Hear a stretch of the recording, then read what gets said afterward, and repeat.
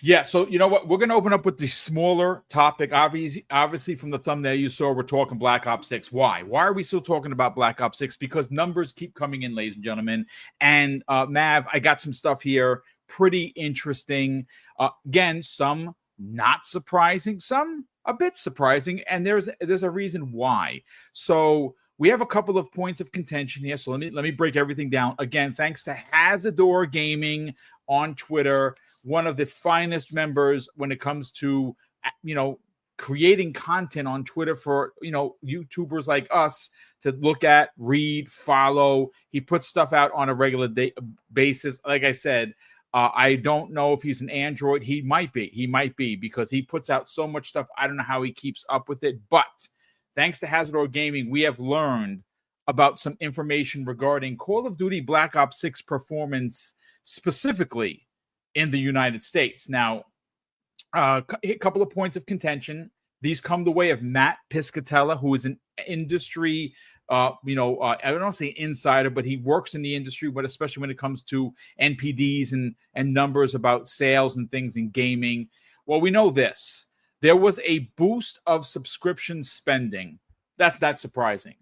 We don't know how many new subscribers, but we do know, and again, your mileage is going to vary based on what you believe. When Amy Hood and Satya Nadella take the time to mention Game Pass and this significant amount of people that did the day one Game Pass for the first time, I mean, those are the two-headed dragon for what is at the top of the heap of the mountain when it comes to Microsoft as a corporation. If they're mentioning it, those numbers were pretty big. Now, we don't know what those numbers are. Is it 2 million? Is it 4 million? Is it 6 million? What we do know for an absolute fact is it was reported by IGN and numerous other outlets that on February 15th of this year, Microsoft confirmed 34 million subscribers. And while we are now getting close to the end of the year, if Black Ops was as big as it was, and it is, I think that they could have easily tacked on 4 to 6 million new subscribers. And that's not just for Black Ops. Just go throughout the year. There were a lot of games. And again, they struggled with first party past May because obviously, it was in May they had Hellblade 2. There were a lot of RTS games that Math specifically loved. Not for me, but definitely for somebody. And Game Pass was no slouch for sure. But I think they're over 40 million. I would imagine that the next round of numbers we'll know soon enough. It says here there was a shifted share of sales to PlayStation. Now, this isn't surprising at all, Mav, because PlayStation is the most popular console out on the market right now. They are the market leader, and they have been the home of Call of Duty since 2014. It also says that it does not have appeared to have been cannibalizing sales, meaning that because it was an Xbox Game Pass, people didn't buy it, which that is big news. But the last piece here, Mav, is not surprising, but also understanding, and here's why. It says it did not provide significant boost to Xbox Series hardware. And this is via Circana, which, of course, is a big numbers site. Now, why isn't it surprising? Well, a couple of reasons. It is still available on PS4, PS4 Pro, and Xbox One X and Xbox One S. Now, what did we see a couple of months ago? When NCAA 25 released, it was only available on two platforms, PS5 and Series X and S. Well, that's one platform, but two platforms, two different consoles. It wasn't available on PC, and it wasn't available to the older consoles. So what did people go out and do? Well, a lot of people went out and bought the Series S, and we saw boosts all over, especially here in the United States, of people buying the S to play that game. If this game would have been only next gen, I believe you would have saw unbelievable sales. I think PlayStation would have sold a bunch as well, but I think you would have seen a lot of people buying into Xbox, especially if they were on a PS4, a PS4 Pro, or an Xbox One X or S, because they were getting the upgrade to the S. And listen, the S is no slouch. But we did have some new numbers coming here. And of course, Abdel114 DM'd me. Thank you so much for that. This comes the way of Charlie Intel. And this is how you know how big this game is. Black Ops 6 has broken every record that we know of. Well, there's some more, Mav, to add to the conversation. Again, according to Charlie Intel, Call of Duty Black Ops 6 has had the most players, most hours played, and most matches played in the first 30 days out of any Call of Duty ever. This comes directly from Activision. Number one total hours, number one total hours played, number one matches in the first 30 days. It is officially the biggest Call of Duty ever. This is monster news. Let's get into it, Matt. What do you think, man? Well, I mean, that's the goal, right?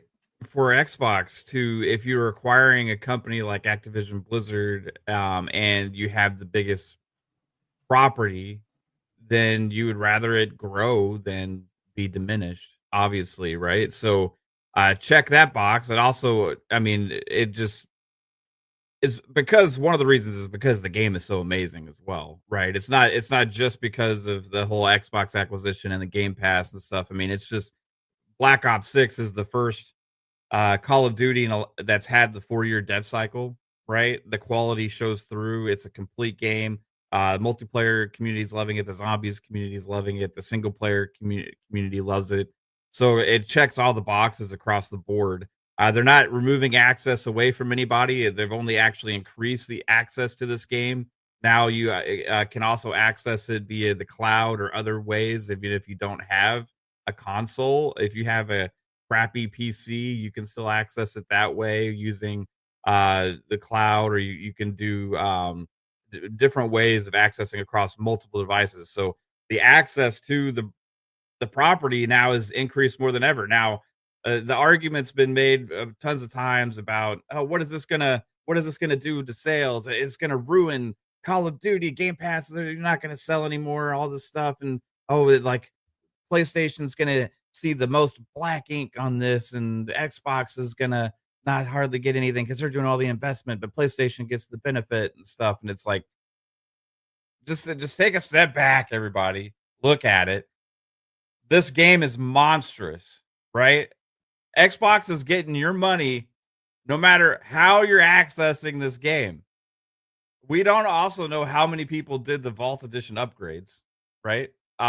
Which is another key factor. Is like, for a lot of people that have access to it in Game Pass, I know several people that did that, right? That may have not done it otherwise because, hey, it's not like you're spending $100 now; you're spending the 30 something or whatever it was, right? So, um, the game is doing amazing. Is it moving extra units of Xbox consoles? I think in the long term, as the brand continues to become more synonymous and the value proposition becomes more and more aware, where people start associating the value that Xbox has with Call of Duty and all these other games continuing to hit Game Pass, that's where you're going to start seeing potentially more hardware being sold. But is it ever going to drastically change? No, I think most people are kind of locked into their ecosystems at this point. I think there's some growth they can have over time, but it's also going to be dependent on what kind of hardware they deliver in the future. It's also just dependent on this continuous cycle of new games continuously coming out, to where somebody like IGN has to grit their teeth and cringe and say, I recommend Xbox right now. Right? That was something, wasn't that? It was, but it's telling of where things are. You can look at the games coming out, the pipeline of games coming out, the value that you get with day and date and Game Pass, which I still know that most of the PlayStation community doesn't even understand that. That they just say, well, PS Plus has this many games, Game Pass has this many games. PS Plus is better value. Well, like, look at the games that you're getting in the service, right? And if you look at day and date, like that's the real big value for Game Pass. It's day and date. plus it's the accessibility across multiple devices, right? Those are the two biggest wins that you get as a customer. Like for me, I've been playing Call of Duty Black Ops 6 on PC.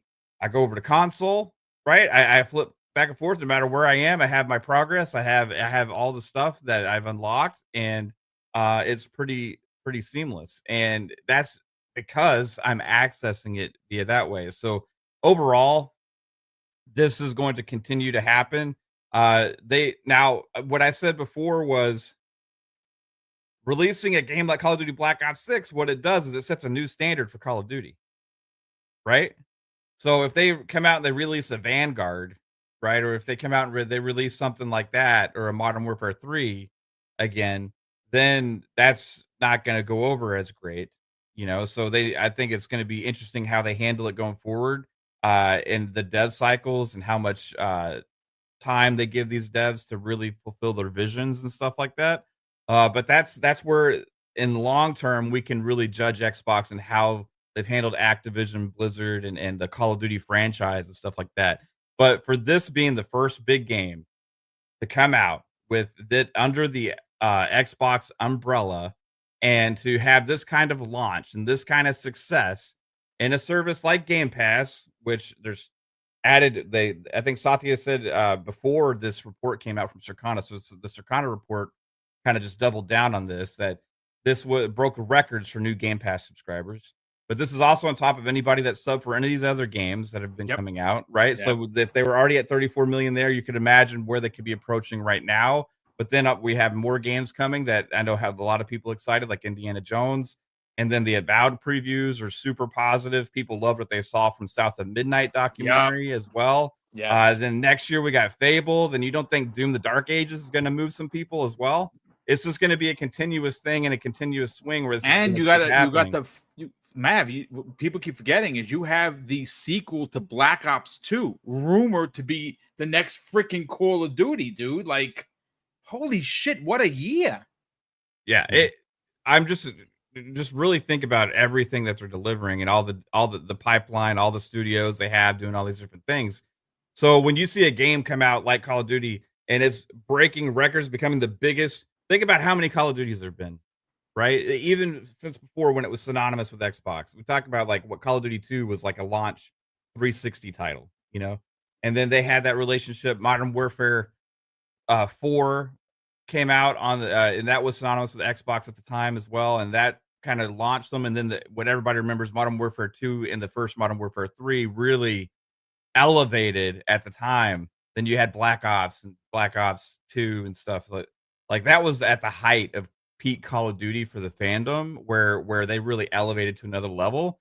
But if this is breaking records now for the most played Call of Duty ever in terms of engagement, in terms of the amount of people that are playing, how much they're playing it, but then the amount of players as well, it doesn't matter where they're playing, right? Xbox is getting their money either way, and that's going to be good for Xbox. Is going to be good for giving us more games. It's going to be good for the Call of Duty brand and them keep reinvesting in it, right?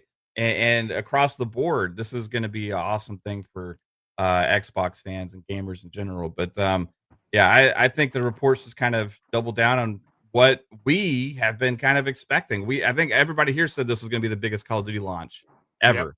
Yep. Yeah, and it's happened partly because of Game Pass and partly because how big the game is. But when Activision reports that it's number one in total players, number one in hours played, and number one in total matches. Now, mind you, they're not comparing this to Fortnite. They're not comparing this to Apex Legends or PUBG. They're comparing it to their own notes, meaning that, hey, Call of Duty's been around since the way back in the days. And right now, today, according to Activision, in the first 30 days from launch, Black Ops 6 is the biggest Call of Duty ever. That is incredible on a multitude of levels. And you know something? Whether Game Pass is an engagement factor or not, because I think it is. I think Mav is onto something here. I think we don't know how many people bought the Volt Edition, but I'm a case study for that because I normally only play the single player, and I was like, well, you know what? I'm getting it in Game Pass. I'll drop the $30 because I'm not buying the game. And look what wound up happening. Mad Addicted, and I think a lot of people in this chat bought that $30 upgrade, and that is money gained from. I mean, you got to look at it like this. Someone spent $20 on their subscription and they spent $30 on this Volt Edition that they may or may not have purchased. Yeah. Combined, that's $50. The game is $70. It's not that big of a loss, and people on PlayStation are buying it in droves. People are buying it on droves on PC and on Steam. And we haven't even gotten to the Switch 2 launch, which I guarantee this is going to be a launch title. Let's break it down, man. Well, I think one of the other things that's kind of missed as well is that a lot of people return to the franchise. There's a lot of people that may have taken a break, back from Vanguard and moving on, where they're like, I'll just play these other games for now and haven't really looked at Call of Duty in a while. So for a lot of those people that would have been on the fence or would have, avoided this title for whatever reason, the fact that it's in Game Pass gives them an easier in. So they're more willing to try. So if they already have a subscription or they're on the fence of, well, should I do the $10 on the PC or the $20 on console? This is an easier decision, especially considering the pipeline, much like Mav made mention of earlier. Whether you're just a Call of Duty guy or just looking forward to what's coming down the pipe, all of those things could now factor into being that money that they wouldn't have gotten normally, that now Microsoft can get because the person is going to subscribe for at least a month, if not longer, because usually what winds up happening, unless you just subscribe specifically for one game, which I don't know many people that do just that, it might like push you over the edge to like, all right, I'll give it a try. But a lot of times it hooks you in and you'll wind up saying, okay, well, I signed up because of this game, but now I'm playing these 3 other games that I wouldn't have normally never considered, but I just hit the download button. Oh, this is fun to play. Oh, now I'm hooked to something like Vampire Survivor.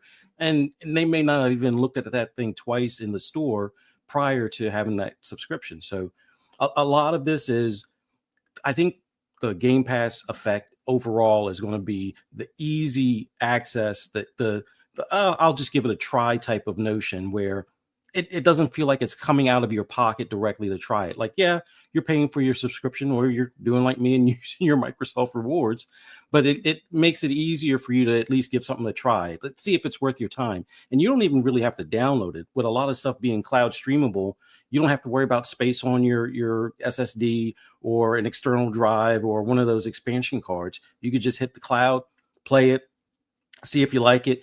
If you like it enough, because it'll prompt you, hey, you've been playing this for 2 hours. Would you like to download it? And then it'll download it in the background. So that way you have it and you don't have to worry about, the artifacting on some of the pictures or any of the latency that you may experience depending on what your internet is like type of deal. But I think the factor that it's in the Game Pass subscription gives a lot more people that urge to at least try it and go from there. And that's going to bring in a lot more people where, Microsoft may not have gotten $20 or $10 or anything more than $1 out of them. And now they've gotten the subscription plus maybe the Vault upgrade, which that's like a no-brainer in a lot of cases because you save the $70 on not buying the game outright. And even if you're looking at, you spent $20, okay. Now you spent $20. Do you directly take it from the 70 or do you look at all the other games that you'll probably try? Because I doubt there's going to be a lot of people that just sign up, play Call of Duty, cut their Xbox off, and that's it. The only time they cut it back on is to play Call of Duty because you're going to see so many other things that you're going to want to try. So I think that's all taken into account. I don't know why people doubt when the manufacturer or the publishers tell you, hey, this is our biggest title or biggest launch or fastest sales. It's like if Xbox or anything in the green section says that it's their fastest selling or, most engagement or anything like that, it's not believed. But everybody's quick to believe, Sony said this sold, 1.5 million copies or it's the fastest selling game that they had in a 24-hour period. And it's like, well, why don't you question that? If you're going to question the other stuff, I mean, all of these being Double public standards, companies, brother. Yeah, it's all of these are public companies, so any of those things can be held against them as far as from their shareholders. So considering their shareholders that are going to be listening to some of those statistics as well, and be like, wait a minute, my revenue for my shares isn't quite match what you're telling me, type of thing. So yeah, that's something that would get you quickly investigated if you're not, Yes. being on the up and up. So I don't know why it's like, oh, believe them, but not them. But it is what it is. I'm not surprised that this is one of their bigger titles, considering the access to Game Pass, considering that it's everywhere but on Nintendo right now, which, like Boom said, it's probably not too far down the road, depending on when the Switch 2 drops. But yeah, it's awesome to see. So glad that they actually, I think, announced that they're going to have like an internal committee to help them moving forward on some of the decision making for the studios that are going to be working on Call of Duty, to kind of streamline things and to make sure that they're not just going off on a tangent on things that maybe the fan base doesn't want. So we'll see how everything goes. But I think this is a significant look at what the future is going to be like here under the Xbox umbrella. And hopefully we continue to see this type of trend, for following years or subsequent years from moving on.